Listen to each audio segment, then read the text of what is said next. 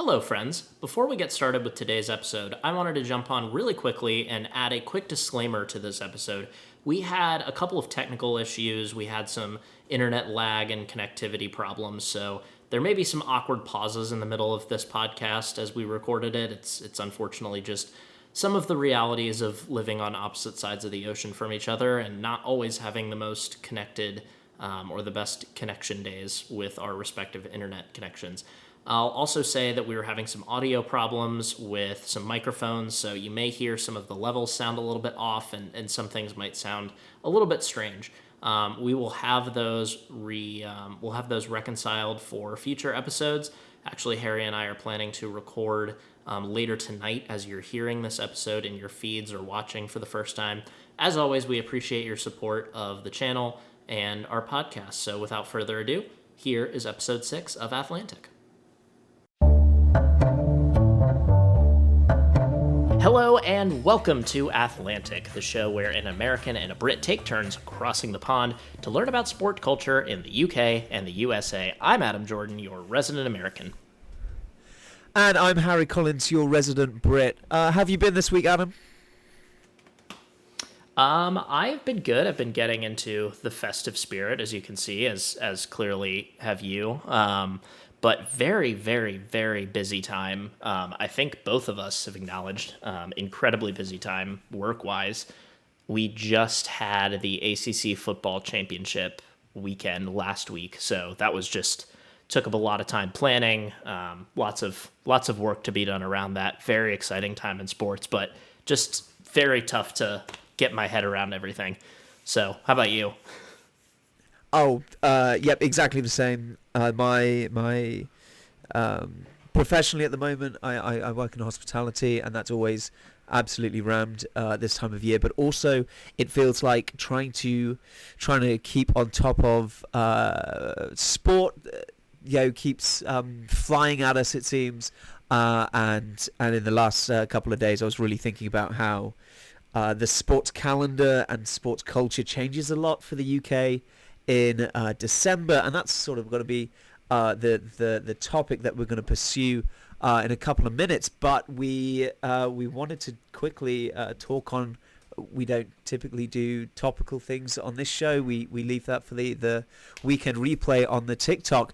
But Adam, did something interesting happen to a team that we both like? Just a little bit. Bill Belichick as the head coach for UNC football is absolutely absurd. I think I'm somebody who has been a Carolina football fan my entire life. Football specifically, in addition to obviously the men's basketball long lineage of excellence. Sure. But football is a very special thing in my mind for Carolina because it's very different than other big programs, and a lot of that has been in futility. But it's always been a very fun kind of like more casual atmosphere. Well, Carolina took a massive swing and decided that they're going to invest massively in football to try to actually compete as a true powerful program and try to build something big. And they brought in the most successful head football coach of all time to do so. So my head is spinning. So just for my benefit and for that of my European brethren, how good is Bill Belichick? Bill Belichick, I would say is basically the Sir Alex Ferguson of football in the U.S. He had, so anytime everybody knows Tom Brady, I think throughout the world, I think he's probably one of those few athletes that truly breaks through, no matter where you live. Yeah. Everything that Tom Brady did with the Patriots, he did alongside Bill Belichick, with Bill Belichick as his head coach. Brady certainly went on to yeah, go ahead. No, can you articulate the sort of step Belichick is taking to come to North Carolina? So, is he taking a punt? Like, is this a good match? Obviously, we're excited to have a Sir Alex Ferguson, but like, is it like, do we know his motivations? This would be like if. So his motivations, and it's complicated because, there's a lot of reporting, and then you can also take his words at face value. And he's said a lot this week in his introductory press conference and some media appearances he had before, where he's talked about how he said that he has always wanted to coach the college game, and this felt like the right time to get into it. Now, he has been out of coaching in the NFL for a little while, and a lot of people find it very convenient that, oh, hey, maybe this is just a stepping stone job. He's squashed those rumors. Of course, you can never be fully sure. But I do think that he genuinely, just as a football coach, wanted to take on this challenge. And now that college football is changing so much in ways that we can discuss, and probably in the future, and that we have already discussed in some ways, now that it's changing more toward a sort of a pro football model where more athletes are getting paid directly and people are trying to start setting up college football programs more like pro football programs, it seems to be a really interesting match. But to go back to the Sir Alex Ferguson comparison, I think the equivalent here would be like if Sir Alex Ferguson decided to come out of retirement to coach QPR, to decide to be the manager at Loftus Road, because it's, another level. Obviously, there's no true like college sports, university athletics are not really as much of a thing over there, if at all.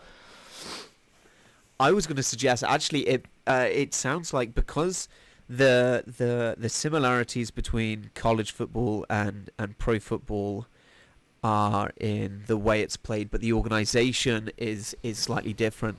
It sounds to me a little bit more like if Alex Ferguson came out of retirement to coach Scotland or like a national team. Yeah. Same game, but different structures, different organization. But I'll text. Yeah.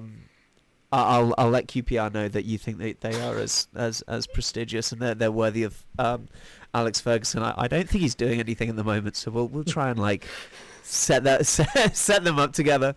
I'm not sure. Maybe we could go with our pals at Sunderland. I don't know. It could be just any lower level, yes. But I do like the way that you put it with a national team. But maybe it would be. It's hard to say because North Carolina's never really had a lot of success, but has been considered quote unquote the sleeping giant of college football for years. Very historic program. Honestly, in that case, maybe it would be like Sir Alex Ferguson coming out of retirement to coach the U.S. men's national team. That might be the U.S., not Scotland. Or if we're talking about a sleeping giant, England has been sleeping for like 70 years. Sir Alex, please. Thomas Tuchel's going to be fun for us, but no, I'd pay anything, except he's Scottish and he hates us. Now, my very last question about Bill Belichick before we start talking about the festive period for sport is he coming in straight away, or is this an appointment for next year? He's coming in straight away. I mean, Carolina's got one more game this year. It's their bowl game. But for all intents and purposes, the bulk majority of the season is wrapped up at this point. So he will be starting. I think August 30th is the first game. He'll be on the sideline for that one. So they've got a game against UConn on the 28th of December, which he will be there for, and then he can sit on a beach for 6 months. He will be. I imagine he'll be at the game, but he won't be. I don't think he'll be doing any actual coaching in that game. The interim coach will be doing that. The team's been preparing. It's going to be a completely different team that Carolina has right now to next year, and that leads into he will certainly be doing a lot more than sitting on a beach for 6 months because he has he has a whole team to build and a whole office to build out. It's going to be a fascinating offseason for the Tar Heels. I cannot wait to see Tom Brady enroll in some social sciences class just to get straight back on the pitch and back on the field in Carolina blue. Now rolling straight through, and we will talk about Tom Brady a little bit later on. He makes quite a significant appearance in our sport math this episode. But what I wanted to talk about for the bulk of this episode is, as we're recording now in the middle of December, it's nighttime here, but it might as well be 4 o'clock in the afternoon because it's incredibly depressing. The weather and the time the sun goes down in the UK. It gets a little bit depressing in the UK, and one thing that we really lean on is we just turn that sports dial all the way up to 11, and it feels like the sports calendar gets way more intense right now. Football does a lot of heavy lifting. I'm going to run you through like what the football schedule looks like between what is Thanksgiving and the New Year's. We also get to enjoy a couple of sports that are typically sidelined, and then every couple of years we get to enjoy some really good cricket as well. But the focus cricket on those during the winter. in the UK. Okay. Cricket in the winter, exactly. Now we have to focus on those because most of our other sports, we don't have other big sports that tide us through. As we know, Formula One just finished. We had a really actually quite fun final race in Abu Dhabi a couple of days ago. Very emotional. Very emotional. Lots of goodbyes. Make me realise I'm not going to be ready for when Sir Lewis Hamilton actually retires. But because in the UK we've only got football and rugby to tide us through this season, that's very different from the US, where you've still got sports at the tail end of their season, like college football, like the NFL. You've got sports that are still running through in their regular season. That also play consistently through this time, and then you've got teams that you've got sports that are you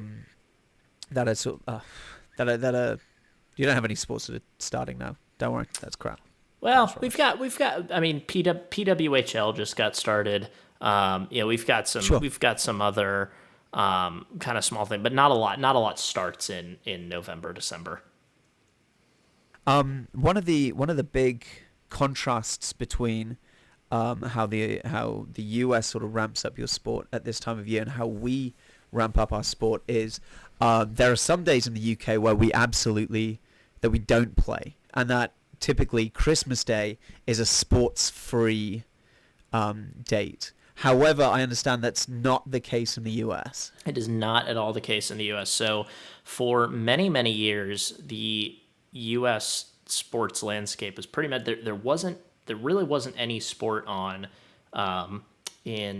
on Christmas itself, except for the NBA. The NBA for years and years and years has had a tradition of playing games on Christmas Day. They always put together some marquee matchups, some exciting teams, and there are plenty of legendary NBA Christmas performances out there that you can look up on YouTube. A lot of great players have made it. It's a big day that a lot of people that a lot of people circle on the calendar, and that's been a traditional NBA owned day for years until it was either last year or 2 years ago when the NFL decided to in their quest to take over the entire sporting world, they decided we're going to play a game on Christmas, and that's an experiment that started when the holiday came on a Sunday on a convenient weekend. It was either Saturday or Sunday that they decided to play it, but on a weekend where it made sense.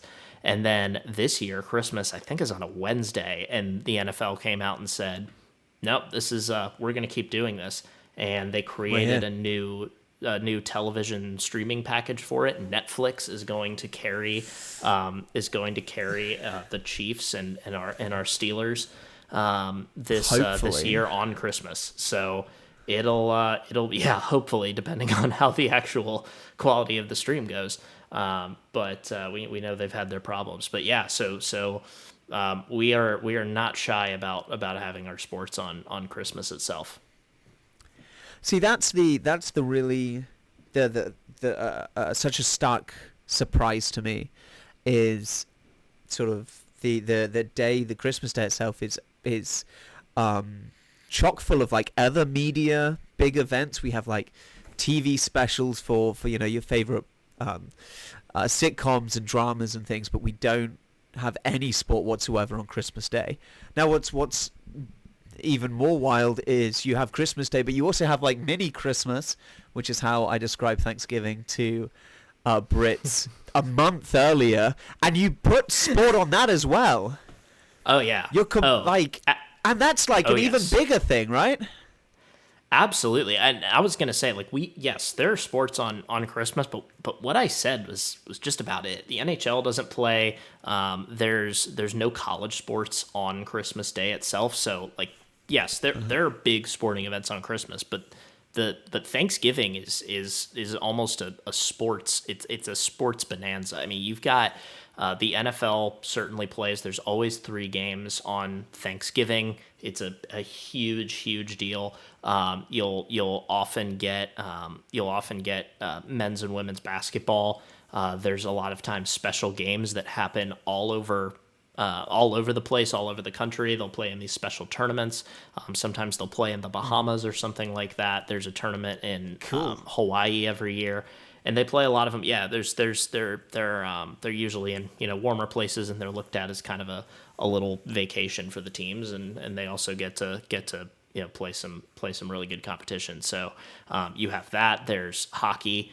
There's hockey right around Thanksgiving. There's all sorts of things. I'm trying to think if there's anything else that I'm missing here. The NBA I think plays on Thanksgiving, but there's competition with the NFL, but the NFL certainly reigns supreme on Thanksgiving. It's now what the most surprising thing here is, and this is sort of the essence of the comparison is. Christmas is such like a family-centered day, and of course Thanksgiving and Christmas still follow that, have that sentiment in the US. What's amazing to me is that there's that sports still takes a big slice out of that, and stadiums are still full. Athletes are happy to go and play and miss that sort of family time, I guess.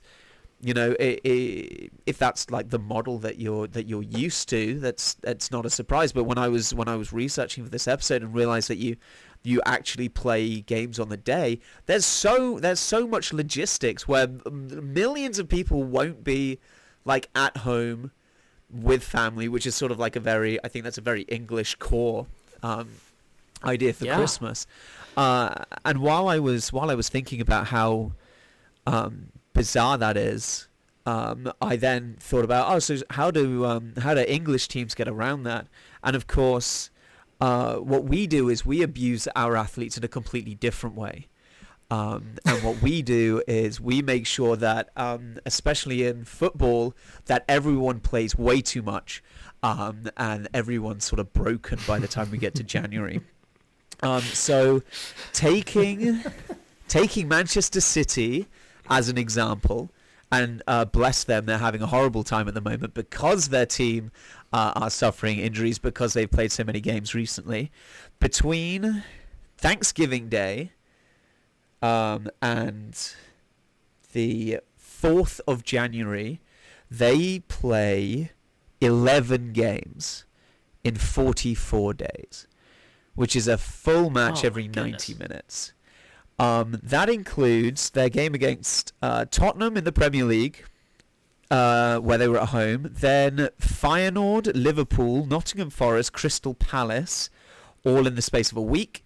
Then they travelled to Turin before they came back this weekend. Tomorrow they get to play Manchester United.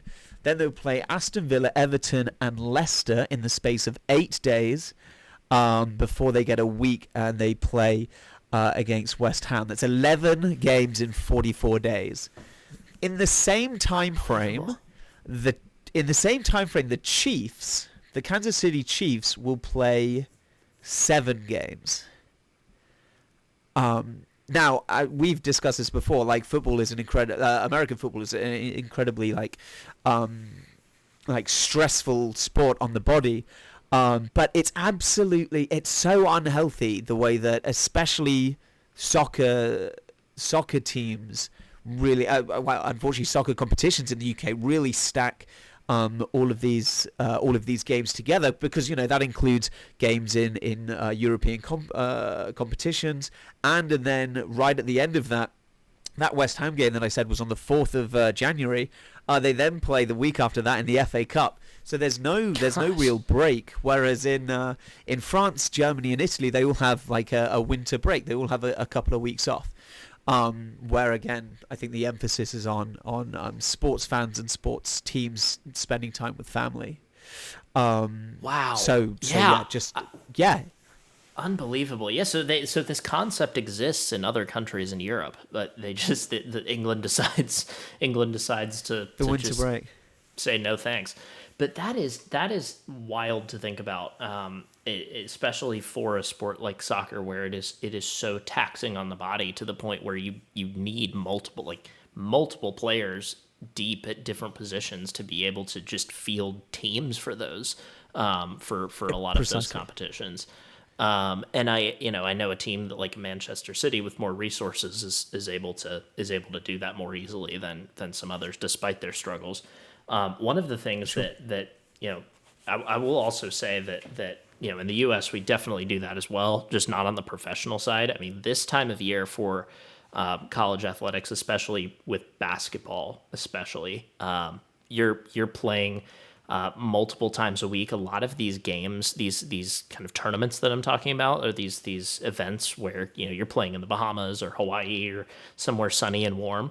A lot of times you're playing 3 games in 3 days for that. Teams will also, this is the time of year where teams are in their non-conference schedule, so they're trying to pad their schedule with as many tough opponents as possible, many of those on the road.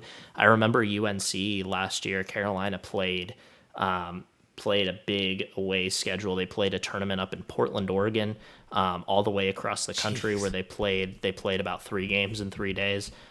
They were also playing some true away games at some other big I don't remember the exact schedule off the top of my head, but this was 2 or 3 years ago, and it's just a taxing time for a lot of people. But certainly it's fascinating to hear that in the UK, because soccer is just a completely different beast when it comes to those things. Sure. And one other thing that I wanted to mention is, to your point about all the time away for people and the competition, all the different competitions happening at this time of year.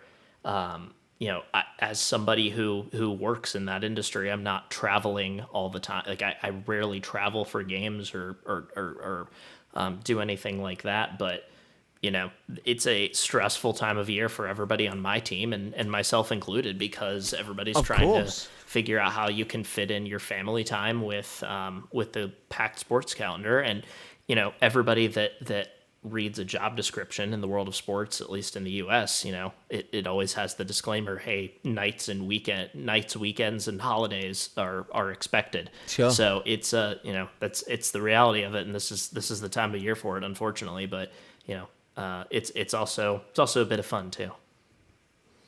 Of course. Now that's, I think that perspective's really important. Working in sports, and the athletes and the programs themselves, the stress that they go through for this sort of festive period is immense. On the other side of that, the fans love it. I'm afraid to say, as somebody that doesn't currently work in football, but have in the past, this breakdown of games, we absolutely gorge ourselves on especially football throughout December. I saw an incredible stat between the the 5th of December and Christmas Eve. There was a football match every single day of either Premier League, Champions League, or Championship level. So there's always something to watch and something to gorge yourself on. Yeah. Also, as I mentioned, rugby still going on for those who love and follow that. But for people who don't care about ball sports, Christmas time is marked by the return of the World Darts Championship, which for the life of me, I've got no idea if darts has a footprint in the US beyond a dartboard in the corner of some like dive bar, but seeing the darts on Not at all. on like ITV or some, you know, second rate terrestrial TV channel where they're celebrating at something called Ali Pali. Any of these words make sense to you?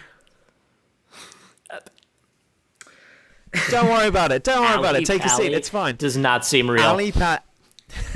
Ali Pali is the nickname for Alexandra Palace, which is it's a venue in North London where the World Darts Championship has like the darts season closer, and all the best darts players in the world come and play, and it's an enormous piss up, and it's a reflection of how Christmas sport works really well, where like everybody's into it.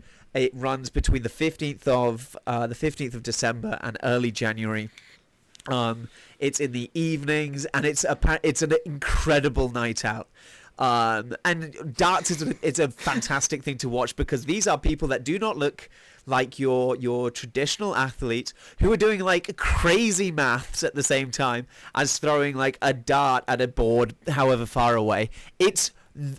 I'm sure you've played. Darts is really tricky, and these guys make it look incredible. And the best bit is that the athletes aren't allowed to drink anymore, which wasn't the case the whole time. So when we talk about like winter and Christmas sport, we always think about the Boxing Day football, where everybody plays, and then we think about the darts. And then every 4 years, and I can't believe I'm going to drag us back to cricket, every 4 years we get the Ashes on Boxing Day. The Ashes happen on Boxing Day? The Ashes happen on Boxing Day because, as we mentioned, cricket is a summer sport, right? Yeah. And we share the Ashes, hosting the Ashes, between England and Australia. So we've got to play them in their summer. So suddenly, every 4 years, because we play the Ashes every 2 years, but we swap the venue, every 4 years we get to wake up on Boxing Day right after Christmas and watch the Ashes. And it's amazing because firstly, the Australians, I might get hurt for this. I think the Australians host it really, really well. Also, they look like they're having a really great time because, you know, you turn on the screen, it's lashing down with rain on your Boxing Day in England, and you turn on and it's like bright sunshine in Brisbane or whatever, and you're like, incredibly jealous. But yeah, we get to watch the Ashes. When the Ashes aren't on, England are playing Southern Hemisphere teams anyway. At the moment, we're playing we're playing a test match with New Zealand at the moment.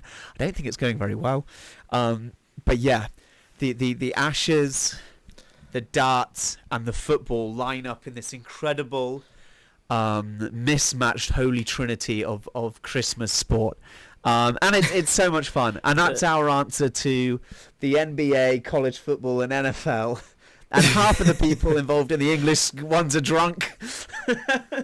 Incredible. I mean, I was gonna say the darts seem like the ultimate release for a country shrouded in darkness. But the good news is I suppose the darts also mean that you're on the way up, because, you know, the solstice is just around the corner. So that's sure. That's at least something to look forward to. That's exactly. I mean, that seems like a pretty good roundup.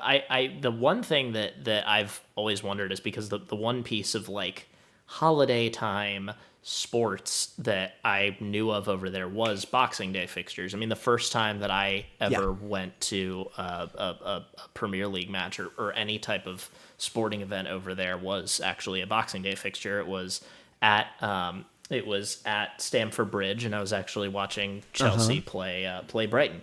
But yeah. I've never understood first of all, as an American, we don't have Boxing Day. Our friends up north in Canada do. But so I don't really understand the significance of it. Yeah, Boxing Day is not a I thing. didn't know. So I don't really understand the significance of it in the first place, but why, other than just the time of, hey, everybody's probably back at home, or maybe that is the entire reason. Why is a Boxing Day fixture such a big fixture? So, Boxing Day is the day in the UK and apparently Canada where we all put on gloves and we beat the crap into each other. That's not true. That's not true. Boxing Day. I think Boxing Day comes from it comes from like a Victorian tradition where masters would rebox like presents to give them to their like staff. But I don't know. Don't quote me on that. Why is Boxing Day so much fun? Number one, it's one of the few times, and unfortunately the Premier League has strayed away from this, but I think the Championship and the lower leagues play all of their games at exactly the same time.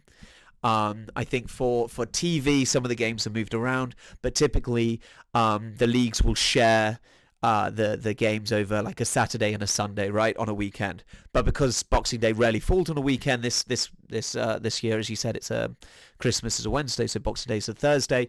Boom, you just get a whole nother like set of fixtures. Number two, in football, they always say 2 games go against form, right? You can, if you're normally playing in good form, you think, oh, this team are in form, they're going to beat the other team. The only 2 games that don't go to form are rivalry games, because like the heat of the moment overcomes form, and Boxing Day games because the players are like absolutely trashed. They either were like ill-disciplined over Christmas, or like they're at the end of this like crazy winter schedule, right? The Boxing Day is like one of the last games in that group, and we just end up with like completely out of form results. Boxing Day normally gives us incredible like underdog stories. Every year around now, it does the rounds on social media that there was a Boxing Day like in the 60s where multiple games had like 9 goals in. There were like wild upsets. Like there's like a 10-1 win, I think, in there somewhere. Especially back then, the like, you know, I cold, feel like there weren't many. Yeah. And like everyone's definitely drunk. They're all hungover because nobody cared. Well, that's the thing. Like, it's like Boxing Day 1963 or something. Yeah, I mean, when you said, I couldn't tell if you said trash or trashed. And so I was like, wait both. A minute, are we, maybe it's both. So I think at the top tiers, like they're all very professional. A lot of the players are moving about, but again, like you got to squeeze your Christmas in at some point. Yeah. Yeah. So, and I mean, especially now, I would imagine now, like in a day of where people are very, very much professional athletes are professional athletes, sure. And that is their thing. Like they're probably taking care of their bodies a little bit better than they did in the 60s, but it's still fun to think about.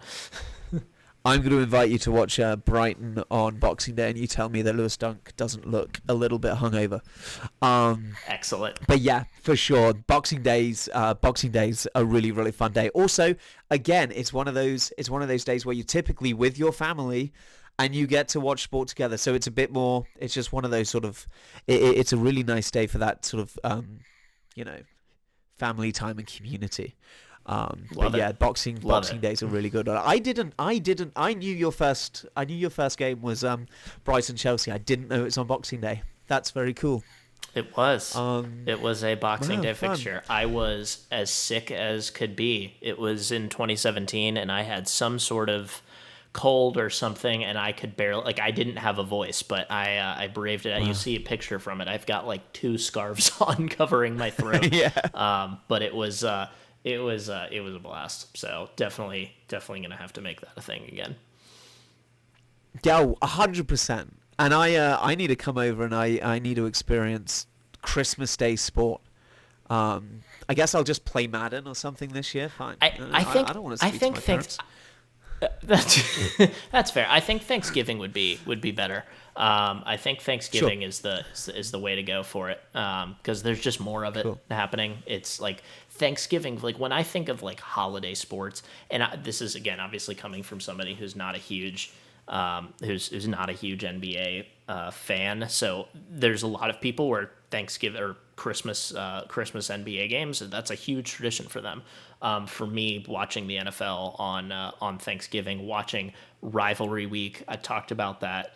Talked about that a little bit in an overtime on TikTok, but rivalry week in college football is directly after. It's that Black Friday and the Saturday right after Thanksgiving. Yeah. So all of the teams get together that are the biggest rivals and play each other, and usually those games have some pretty big implications. So that's a lot of fun. So that's something you have to experience.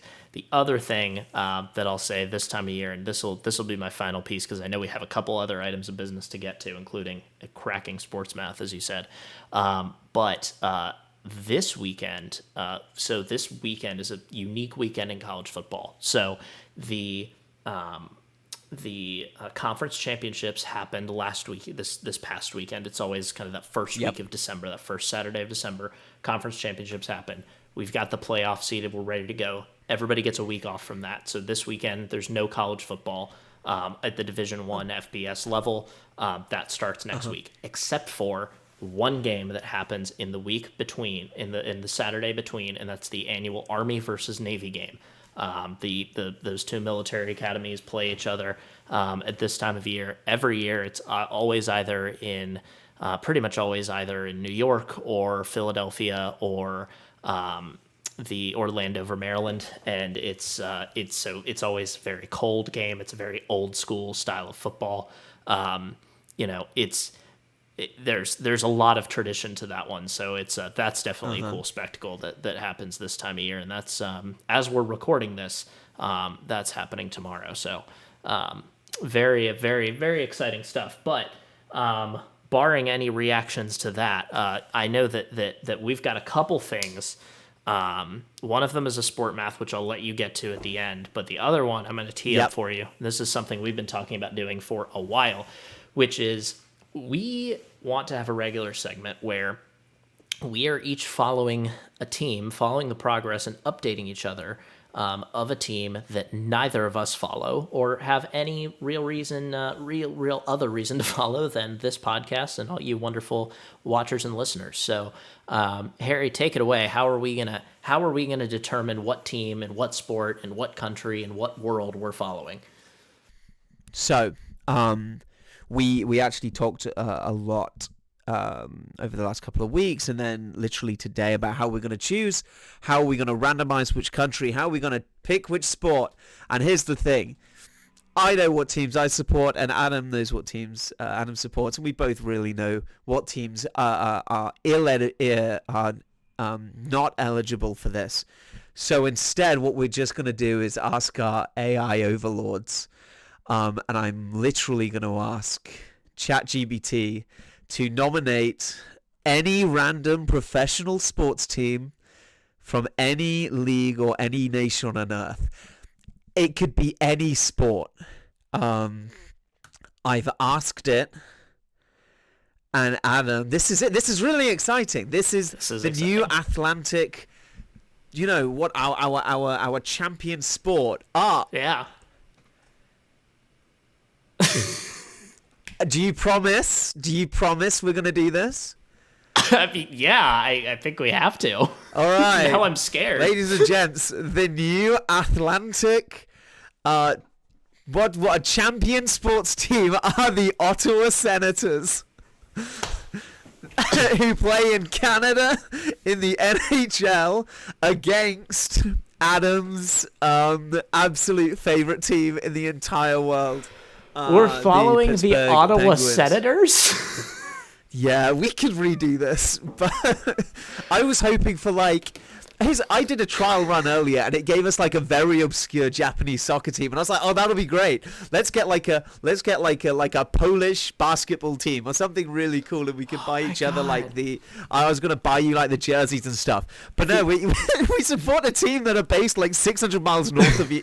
The Ottawa Senators are an interesting franchise. They were a team years and years ago, in the early 1900s, and then folded, and then came back in the 90s, and have been a story of futility ever since. Yes, good. They are. Do you think one of the greatest players in their history actually currently plays for the Penguins right now? And yeah, our next game is against the Senator. This is really weird. you're joking? Yeah, our next Do game. you think you can be objective and knuckle down for the Ottawa Senators? I don't think we have to cheer for the team. I think we just have to keep each other updated on them. Oh, sorry. To be clear, yes, I'm now a massive Ottawa Senators fan. Oh God. By the next time we record, I'll know everything about the Senators. Here's the thing, like, go on. I was gonna say they at least have a European connection. One of their more exciting players is a German. So That's basically my next door neighbor. Amazing. All right, my young, blossoming love for ice hockey will continue with the Ottawa Senators. Incredible. What are the chances? I'm a Sens fan now. The Sens versus the Penguins. Their shorthand name is the Pens. So that when they play, it's the Sens versus the Pens, which is just so much fun. Amazing. I say it with all the sincerity in the world. Okay, we're going to move on to sports math to close us out. Adam, do you have a pad and pen? I do not. I left it over there, and I'm not going to get up to get it, but I do have my phone. Fine. So we're going to use that. We're going to use what we're going to do Notes app. That's my grocery this list. Time it's this time it's going to be very, very straightforward. We are going to do. I've called this the Battle of the Goats. Oh. On my screen here, I have 3 goats and 4 categories, and all you have to do is rank these goats numerically against my categories. Okay. For instance, the first category is League MVPs. So, what I will want for each of the goats, I want you to tell me who has the most in each category, right? And then bonus points if you can tell me precisely how many each of them have. Would you like to meet your goats? Man, I would like to. I'm afraid about this one. Fun. But hey, go don't for worry. it. Hey, don't worry. Remember the geography one. Okay. Your goats are Wayne Gretzky. Okay. Michael Jordan. And Tom Brady. Okay. Wayne Your Gretzky, first Michael Jordan, category. Tom Brady. Okay. Your first category is League MVPs. So I want you to tell me which of those has the most, which of those has the second most, and which of them has the least League MVPs. And you do get brownie points if you can tell me which years, but obviously that's a lot of years. That's a lot of years, and I'm not going to be able to tell you how many they did That's have. Fine. That's okay. So, oh boy, this is where you get me, Harry. No, it's not. I believe in you. You have such a cache of incredible sports trivia. You're a big hockey fan. I am big hockey You've fan. already mentioned Tom Brady this evening. I have. So therefore, I'm. So. And okay, therefore. I think. Therefore, I'm going to get it right. I think right off the bat, I think Tom Brady is going to have the fewest number of MVPs of these 3. And the reason I'm going to say that is based off of, and I really don't know these numbers. I really don't. I'm just going to say because Tom Brady played in an era where there were so many great quarterbacks that were also winning, MVPs and setting records, that I'm going to say he has the least of all of these. I'm going to say Wayne Gretzky has the most for the opposite reason, because other than when Lemieux was in his prime, he was kind of the undisputed greatest for his time. And then Jordan, I gotta say, falls in the middle. And let's say Gretzky won. So MVPs in hockey, for those who don't know, is a trophy called the Hart Trophy. Um, which I so learned I'm gonna today. say that. But there you go. Yeah, that's a fun thing that we may or may not get into next time. Is that all of the awards for the NHL have names, and it's weird. I like that. Wayne Gretzky, I'm gonna guess, won the Hart Trophy. I'm gonna guess he won it 9 times. Is gonna be my Okay. guess. Do I'm you gonna want to say guess Michael Jordan and Tom Brady? Michael Jordan. I'll say Michael Jordan won 7 and Brady won 5, because those are all odd numbers. Adam Jordan, you have the order absolutely perfect. Let's go. And Wayne Gretzky did win 9 MVPs. Come at me. Michael Jordan won 5 NBA MVPs, and Tom Brady only got 3. Wow. Okay. So you've smashed that. Let's go. Question number 2. Okay.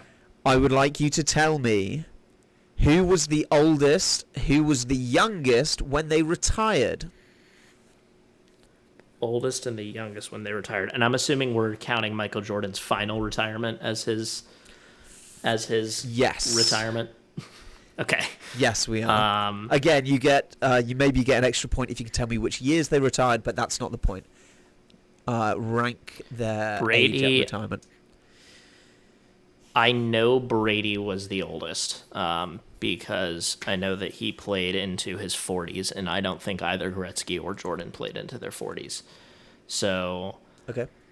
let's see. Jordan, he was I don't know his age, but he was at Carolina. I think he's about my dad's age, I think. So he retired for the final time, I want to say in like 2001. Ish. So I want to say he was like 38 or 39 when he retired.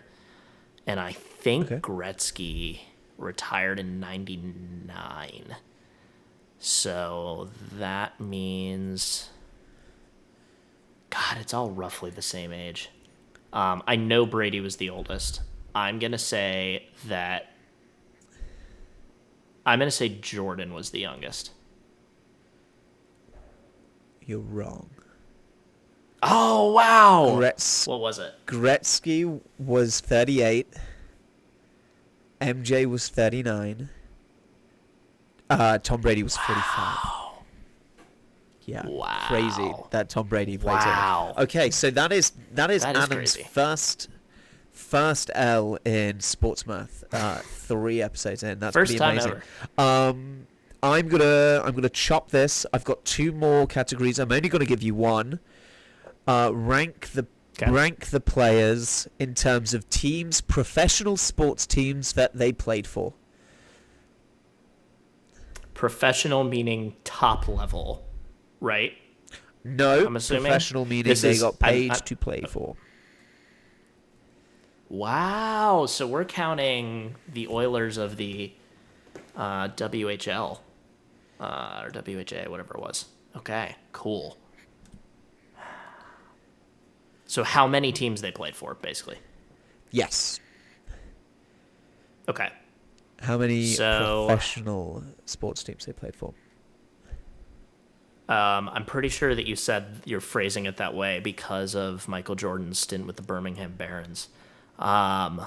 So he played for 3 teams: the Bulls, the Barons, and the Wizards. Tom Brady played for 2. He played for the Patriots and the Buccaneers. And Wayne Gretzky played for a few teams. He played for the Oilers, I think back before the Oilers were an NHL team. Then he played for the Oilers as an NHL team. Then he got traded to the Los Angeles Kings.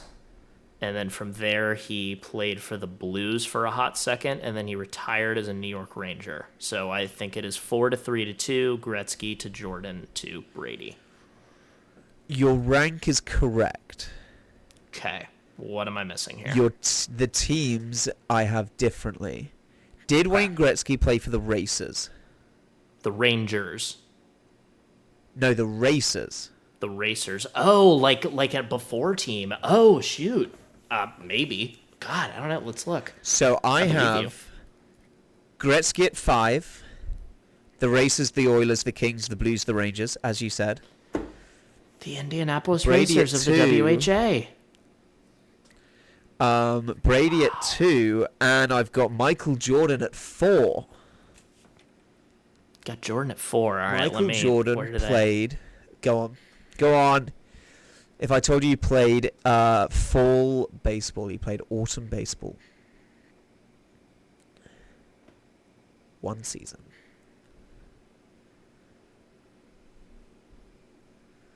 Like, was this another minor league level?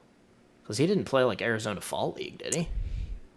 He played Arizona Fall League, AA, for the Scottsdale Scorpions.